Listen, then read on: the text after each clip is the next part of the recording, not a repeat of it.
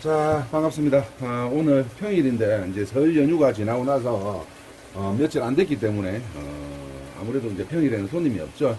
날씨가 또 비가 오고 또 물때도 안 좋고 하다 보니까 뭐 낚시하시러 오시는 낚시 손님들도 거의 안 계시고 또 연휴가 끝난 뒤라서 아무래도 이렇게 동네가 조용합니다.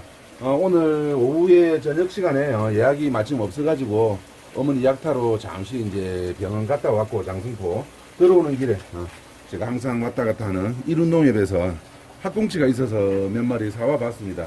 얼마 전에 제가 하루 시간 날 때 현욱이하고 집 앞 방파제에서 학꽁치 낚시를 한 적이 있었는데 훌치겠죠, 훌치기. 그때는 학꽁치가 너무 작아가지고 한 마리 썰어 먹긴 썰어 먹어도 별로 감흥이 없더라고요.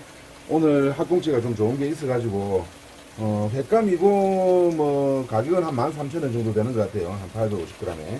뭐 서너긴 하지만은 학꽁치는 화르가 없으니까 내가 낚아 먹지 않는 이상은 요거 해가지고 한번 먹어보려고 사와봤습니다. 오늘 저녁에 좀 전에 말씀드린 대로 예약이 없어가지고 추가로 손님이 없을 것 같아요. 이런 날은 그냥 저도 과감하게 일찍 문을 잠그고 요거 썰어가지고 현욱이하고 소주 한잔 먹으면서 쉬도록 하겠습니다.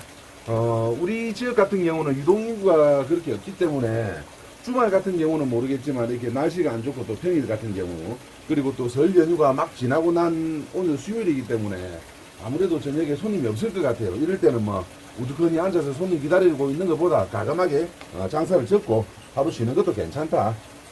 그렇게 생각하고 있습니다. 물론 기다리고 있으면 손님 올 가능성도 있겠지만 제 경험상 오늘 같은 날은 거의 손님이 없기 때문에 깔끔하게 그냥 하루 쉬고 넘어가도록 할게요. 이제 이렇게 해가지고 소주 한잔 먹고 있는데 손님 오면 이제 장사 못하지. 여러분들께서도 미리 확인해가지고 예약을 하시고 오시는 걸 권해드립니다. 제가 항상 말씀드리는 내용이죠. 자, 학꽁치 뭐 예를 들어서 뭐 이렇게 그렇게 굵지는 않은데 이렇게 보여드립니다. 우리 그 방파제 앞에서도 우리 동네에 엊그제 이제 설 연휴에 많은 분들이 와서 학꽁치 낚시 많이 하시더라고요.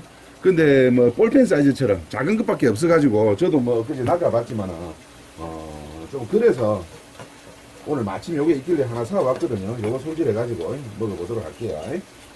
한 10마리 남짓 되는데 13,000원 정도면 뭐 그렇게 비싸지는 않습니다. 물론 이제 손질을 해야 되니까 번거롭기는 한데 학꽁치 손질 같은 경우는 뭐 아주 쉬우니까 누구나 다 할 수 있으니까요. 조금 더 크면 좋은데 어쩔 수 없죠. 바쁜데 이거 뭐 방파제에 가서 뭐 낚아서 먹기가 좀 그렇죠. 오늘처럼 시간 날 때 낮술 한잔 하는 것도 괜찮습니다. 근데 낮술은 아니고 지금 제가 장승포 갔다 온 시간이 지금 4시 조금 넘었거든요. 한 4시 반 정도 됐는데 잘 어두워지려고 합니다. 낮술은 아니고 조금 이른 저녁을 먹도록 하겠습니다. 오늘 현준이는 서울에 OT가 있어갖고 갔거든요. 오늘 올라갔습니다. 내일부터 2박 3일 동안 하는데 가고 없고 있어 먹어보도록 할게요. 이제 3월달 돼가고 현욱이도 울산 올라가고 현준이도 내물에 내려왔다가 29일날에 기숙사 들어가고 하면 좀 심심할 것 같은데 아직까지는 학꽁치가 알이 들어있지는 않네요. 제일 처음에 요걸 보니까 정수가 조금 있는 것 같은데 아직까지는 학꽁치가 상당히 맛있는 계절이니까 한번 여러분들 뭐 드셔보시기 바랍니다. 좋은 기회가 있으면. 우리 거제 지역에서는 웬만한 방파제 가면 지금 이 시기에는 학꽁치를 다 낚을 수가 있는데 여러분들 도시에 사시는 분들은 이런 것들도 귀하잖아요. 바닷가 쪽으로 가가지고 드실 기회가 있으면 한번 드셔보시는 것도 좋겠다. 손질해서 들어가서 회를 한번 떠보도록 하겠습니다.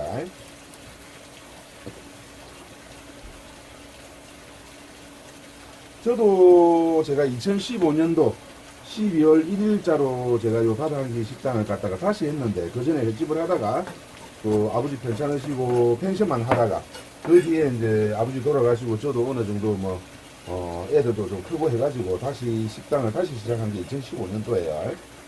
그 전에는 제가 한 2010년도까지 식당을 했었었는데 그 뒤에 한 5년 정도 펜션만 하고 좀 쉬다가 다시 이제 가게를 열었는데 펜션만 할 때는 비교적 시간이 있어가지고 뭐 무늬오징어 낚시도 많이 다니고 학꽁치 낚시 같은 거 뭐 감성돔 낚시 같은 것도 많이 다녔었는데 농어 낚시 같은 것도 많이 다니고 루어 낚시를 좋아해가지고 근데 이제 식당을 하고 나서부터는 통 낚시를 갈 시간이 없더라고요. 그전에는 또 호래기 낚시 같은 것도 많이 했었죠. 겨울 되면 거의 뭐 집 앞 방파제에서 밤마다 그 밤을 지새다시피 해가지고 호래기 낚시하고 그랬었는데 가게를 하고 나서부터는 낚시를 하기가 시간상 힘들었거든요. 엊그제 해누리하고 오랜만에 학꽁치 훌치 하니까 재밌더라고. 오늘 마트에서 이걸 보고 학꽁치 썰어 먹어도 맛있겠다 생각이 들어서 사와 봤습니다. 마리수가 애벌 되네요. 12마리 12마리에 13,000원이면 한 마리 1,100원 정도 되니까 한 마리 1,000원이니까 괜찮은 것 같습니다. 이거 낚으려고 해봐봐. 잘 물 때는 5분 10분 만에 낚을 수 있는 양이지만은 그러려면 또 밑밥도 쳐야 되고 미끼도 사야 되고 하면 사 먹는 게 낚아 먹는 것보다 싸다 그런 생각이 듭니다. 물론 손질하기는 귀찮지만 어차피 낚아도 손질은 내가 해야 되잖아.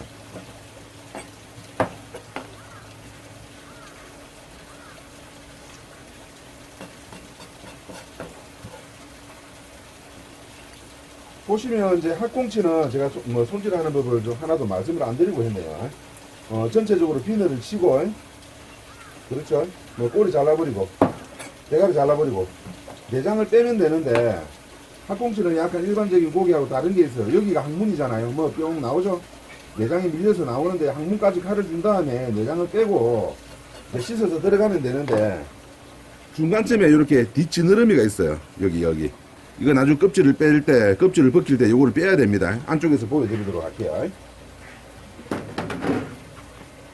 간단합니다. 간단하죠.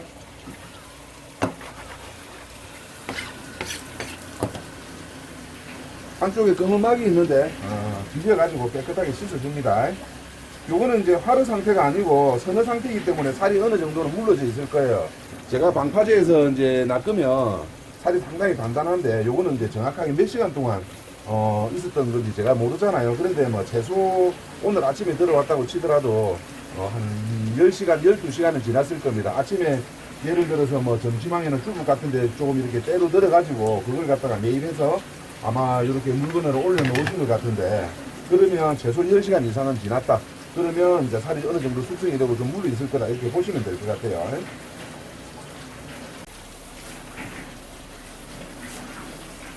자, 이렇게 손질이 됐습니다. 요거 뭐 제가 13,000원 주고 사왔는데, 12마리? 12마리면 괜찮은 것 같아요. 요거 손질해가지고 한번 먹어보도록 하겠습니다. 들어가서 손질 한번 해보도록 할게요. 옛날에는 이거 다 낚아서 묵는데, 그래서 우스갯소리로 하는 이야기가 뭡니까? 제일 싼 게 무슨 채비? 카드 채비. 카드로 사먹는 게 제일 쌉니다.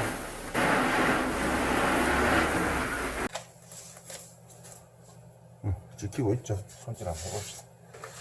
자, 학꽁치. 지금 학꽁치가 표준어인지 잘 모르겠네요. 제가 알기로는 학꽁치가 표준명인 줄 알고 있고 아마 학꽁치도 아마 병행해서 쓰는 걸로 알고 있는데 얼마 전까지는 학꽁치가 표준명이었던 걸로 제가 알고 있거든요. 아마 최근에는 학꽁치도 표준명으로 쓰는 걸로 그렇게 알고 있습니다. 일단 뭐 상당히 맛이 좋은 고기고 고기가 이제 사이즈가 그렇게 엄청나게 크지는 않지만 그래도 우리가 옛날에 요 방파제나 좀 바깥에서 낚시를 해보면 우리가 형광등 사이즈라고 좀 큰 사이즈들은 진짜 굵고 큰 사이즈들이 많이 있어요. 근데 요 뭐 방파제 안쪽에서는 아무래도 요것들이 이제 좀 큰 것들은 경계심이 있어가지고 좀 가까이 안 붙습니다. 좀 큰 것들은 좀 장타를 치야 이렇게 좀 물고 잔잔한 것들은 겁도 없이 앞에서 까불까불 하죠. 그래가지고 막 낚시꾼들 이제 뜰채에도 이렇게 잡히고 이렇게 하는데 작은 것들은 밑밥 뿌리면 우르르 몰려 들어가고 뭐 정신없이 몰려다니고 큰 것들은 좀 이제 경계심이 심하다. 그래서 좀 멀리서 문다. 이렇게 보시면 될 것 같아요.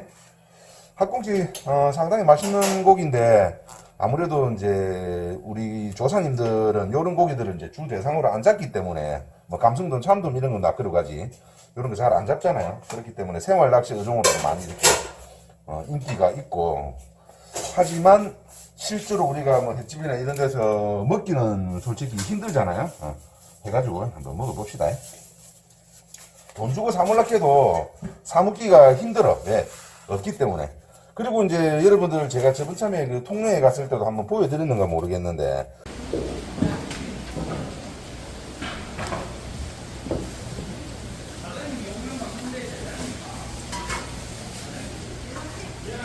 이제 시장 같은 데 가보면 요거를 갖다가 이제 손질을 해서 넓적하게 펴놓은 것들이 많아요. 근데 그런 것들은 횟감이 아닙니다. 보통 하나 보여드릴까? 어떻게 하는가 하면 여기 좀 살이 좀 무른 것 같죠?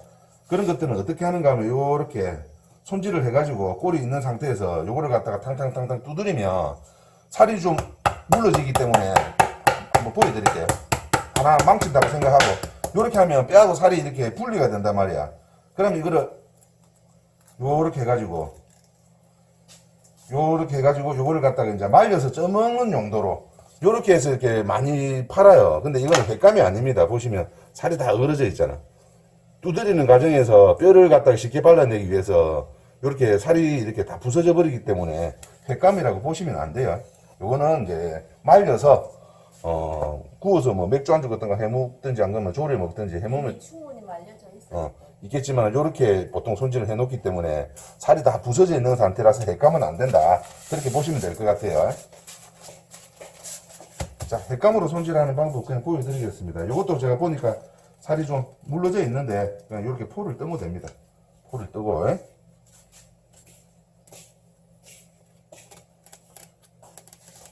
뭐든지 맛있게 먹으려고 하면 이 손이 가게 돼 있어요. 이렇게 엎어놔야 좀 묻어나겠죠. 물기가 좀 제거가 되겠죠.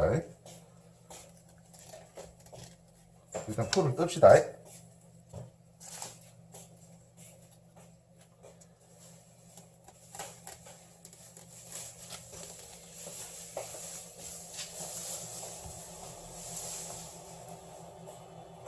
그래서 이제 우리가 한 번씩 이렇게 방파제 같은 데서 낚다가 보면 진짜 한 번씩 큰 게 물 때가 있어요. 형광등 사이즈. 그런 것들은 한 두 마리만 썰어놔도 한 접시가 되거든. 근데 요거는 좀 전체적으로 좀 사이즈가 좀 작은 상태죠.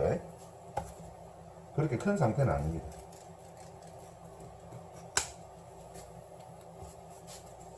엊그제 제가 요 옆에 명사항에 갔더만은 명사항에 방파제 낚으시는 분들이 엄청나게 많더라고. 명사 거기는 이제 수심도 좀 낮고 하다 보니까 학꽁치가 또 먼 바다에서 바로 들어오는 지역이라서 학꽁치 낚시하시는 분들 엄청나게 많더라고. 영상 방파제 그렇게 차를 타고 들어가지 마라 해도 차를 타고 들어가고 주민들하고 꼭 싸움을 한다. 주차장에다가 대시고 걸어서 가시면 좋을 것 같아요.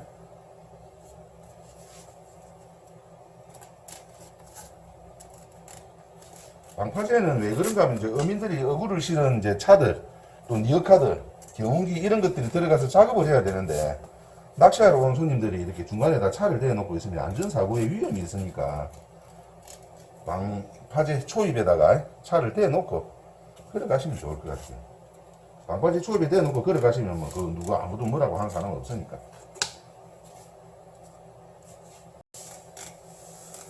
당신 요거 갈비뼈를 제거를 해줄까? 안 그러면 그냥 먹어도 될래? 자, 제가 방금 이제 저희 와이프한테 갈비뼈에 대해서 물어봤는데 요 부분입니다. 요 부분 차락차락하죠?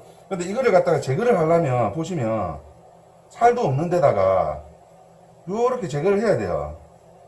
엄청나게 비효율적이죠. 살도 다 떨어져 나가고 조금 먹기는 편하겠지만 요렇게 하면 살 흐실도 많이 나갑니다. 그래서 저희는 요거를 제거를 안 하고 저희 뭐 평소 때 저희 와이프는 새꼬시, 도다리 새꼬시, 볼락 새꼬시 이런 것도 저 엄청나게 잘 먹기 때문에 안 하고 그냥 요렇게 해가지고 껍질만 벗겨가지고 썰어 먹도록 할게요. 하실 분들은 방금 제가 한 대로 이렇게 갈비뼈를 제거를 해도 됩니다. 안 그러면 갈비뼈 전체를 제거를 안 하실 것 같으면 요 부분 시작되는 부분만 좀 굵기 때문에 칼을 요렇게 이렇게 주고 칼을 요렇게 해가지고 시작되는 부분만 이렇게 잘라버릴 수도 있어요. 이렇게 하셔도 되고 편한 대로 하시면 되겠습니다. 자, 껍질 자르는 방법, 껍질 벗기는 방법 보여드릴게요. 요렇게 해가지고 껍질을 쭉 벗겨 갑니다. 그럼 딱 중간에 걸리죠. 아까 제가 말씀드렸던 요 배 지느러미가 있는 부분입니다. 뒷지느러미. 요렇게 잡고 이렇게 떼면 돼요. 요렇게 한 번 더.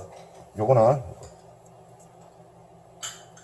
요렇게 벗겨가지고, 아이고. 그래도 고기가 싱싱합니다. 아직까지는. 쭉 잡아 당기다 보면 탁 걸려. 딱 걸리죠. 여기 지느러미가 있거든요. 지느러미 요거. 껍질하고 지느러미하고 이렇게 같이 잡고 쑥 당기면 지느러미가 빠집니다. 요렇게. 이렇게 하시면 되겠죠. 다시 한 번 더. 자, 이렇게 나오다가 딱 걸리면 요 지느러미를 잡고 쭉 당기면 되는데, 여기서 주의할 점 하나 더 가르쳐 드릴게요. 눈썰미가 있는 분들은 봤겠지만 지느러미가 빠지면서 그 뒤쪽에 살도 빠집니다. 자, 보셔요. 이걸 떼면 뒤쪽에 살도 떨어져 나가죠. 그래서 이 부분을 뗄 때는 지느러미를 같이 잡고 떼고 살이 최대한 안 빠지게끔 요렇게 잡아야 돼요. 이 부분만 빠져나갔잖아요. 근데 아까 이 부분은 좀 뒤쪽 부분이 좀 떨어져 나갔죠. 이런 차이가 있다. 이렇게 해서 계속 껍질을 벗기면 됩니다. 간단하죠. 이건 뭐 누구나 할 수 있는 거니까.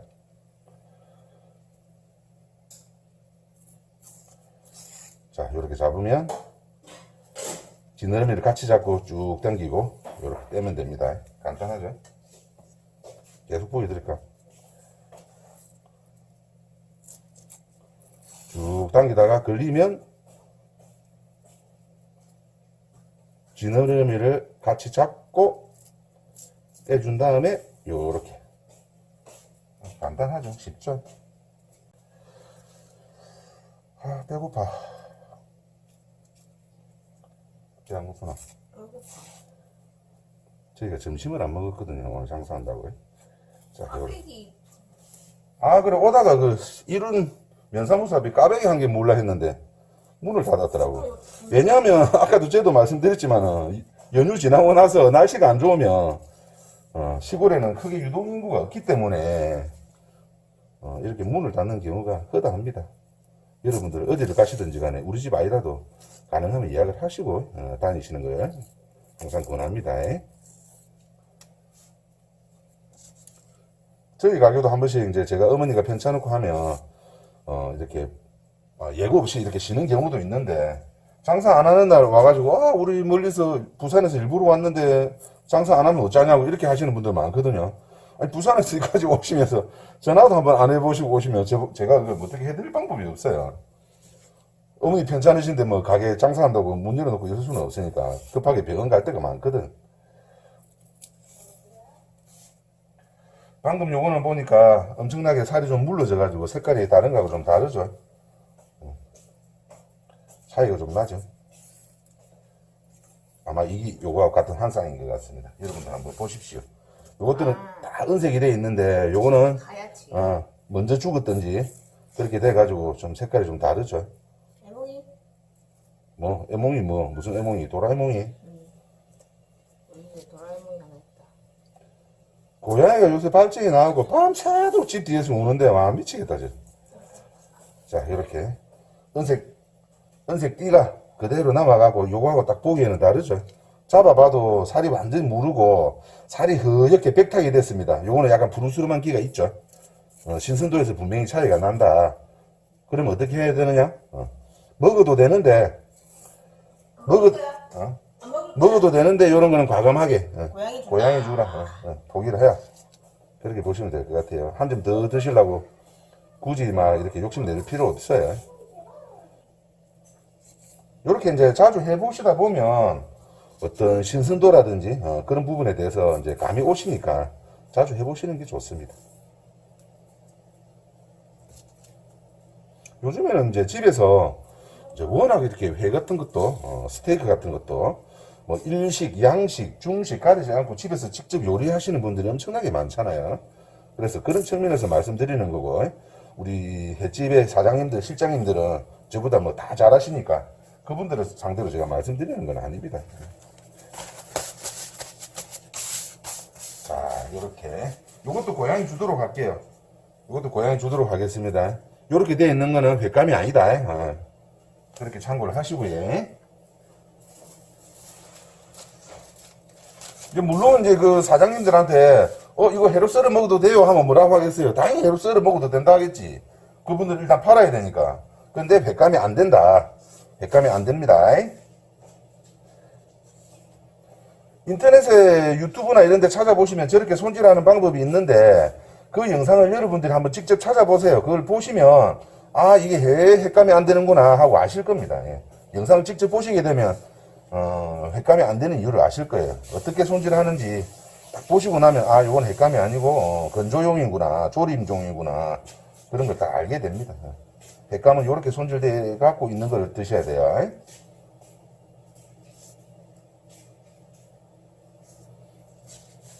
우와.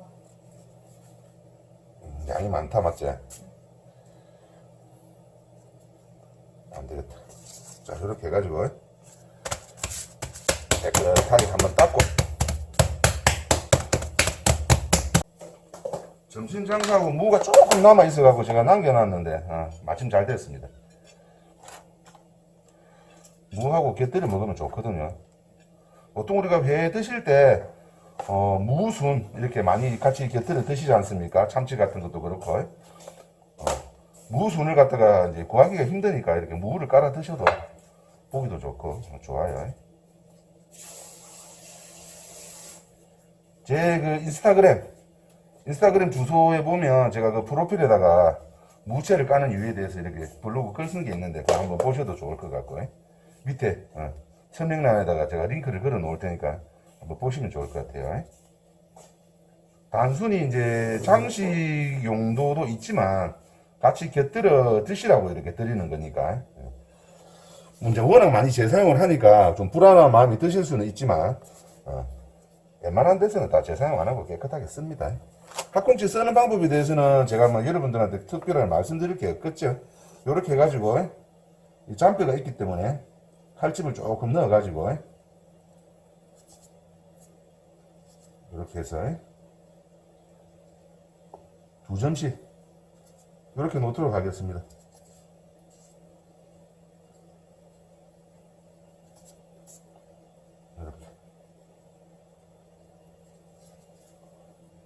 이렇게 반 갈라가지고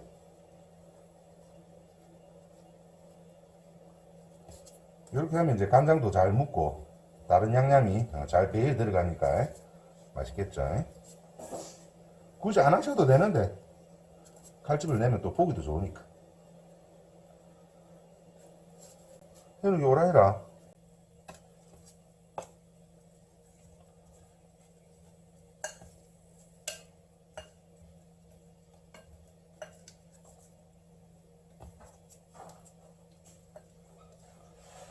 이게 접시가 약간 모질한 듯이 조금씩 이렇게 음식을 담아야 이게 맛있게 보이는데 너무 푸짐하게 담아가지고 오히려 맛이 없게 보일 것 같다. 자 어떻습니까 여러분? 이렇게 해가지고 드셔보시면 상당히 맛있을 것 같다. 닭꽁치